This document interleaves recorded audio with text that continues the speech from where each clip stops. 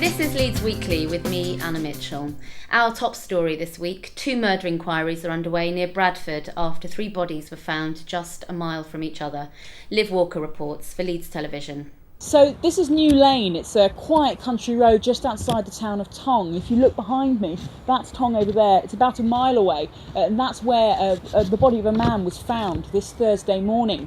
Here on New Lane, 2 other bodies were found late on Tuesday night. A passing motorist spotted them by the side of the road. The 2 bodies who were found here on New Lane, we know that one of them had died of head injuries and that both the men were badly beaten. So much so that the police aren't even able to tell us what their ethnic identity is. All that we know is that the 2 men are aged mid-20s to mid-30s. Now, the police say they haven't found any weapons in connection with this case, and they don't think that it was a random attack. They think that the men may have been assaulted elsewhere and their bodies dumped here. The people in this area are no doubt baffled that this quiet corner of West Yorkshire has, within a couple of days, become the murder capital of the county. This is Liv Walker reporting for Leeds Television. Back to you, Anna, in the studio. Thanks, Liv. And 2 women have been arrested on suspicion of murder of those 2 men found at the roadside in Bradford. The women, aged 63 and 26, were arrested at an address in Leeds Road in the city yesterday. The men were found dead on New Lane in Bradford on Tuesday night. Both suffered serious head injuries. You're watching Leeds Weekly. To other news now, and the Hepworth Gallery will finally open next Saturday, the 21st of May, in Wakefield. The gallery, which will feature traditional and modern art, will be the largest purpose-built exhibition space outside London. There will be strong emphasis on Barbara Hepworth's work in the gallery named after her. Wakefield's art collection will house rarely seen works by Barbara Hepworth, one of the 20th century's most important artists, who was born and brought up in Wakefield.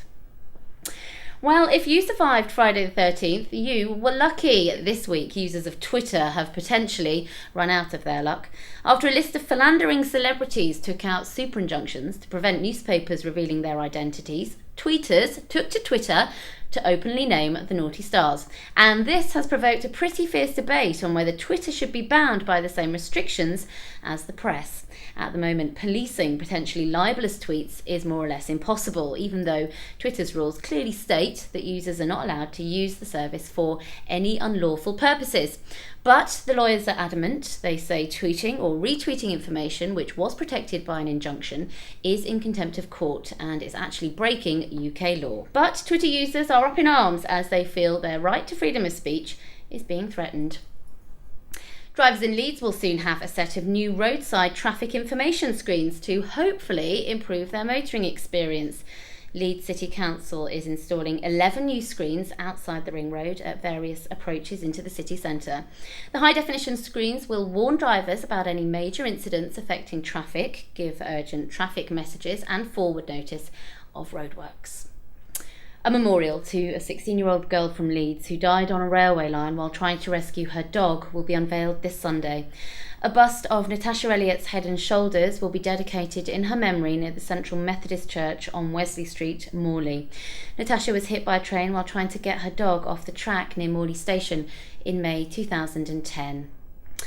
Good news for job hunters this week as DHL announces it's creating up to 350 new jobs at a new site in Sherburn in Elm at Leeds. DHL made the announcement after securing a new contract with department store chain Debenhams. And communities across Yorkshire are to receive £800,000 to protect their properties against flooding. Residents in 8 communities, including Wakefield and Leeds, will benefit from the Environment Agency funding, which is for areas at high risk of flooding. Communities will be able to use the money to buy flood barriers or air brick covers to minimise flood damage. Christmas trees and festive lights in towns in the Leeds area will no longer be funded by the City Council. Adam Ogilvie, the Cabinet Member for Leisure on the Labour-led Leeds City Council, has said it can only afford to pay for a celebration in Leeds in 2011. Mr Ogilvie says the council gives local towns funding and that if they choose to use it to pay for trees and lights, that's fine. He said the Leeds City Council's priority is to protect frontline services and he didn't want to detract money from that aim.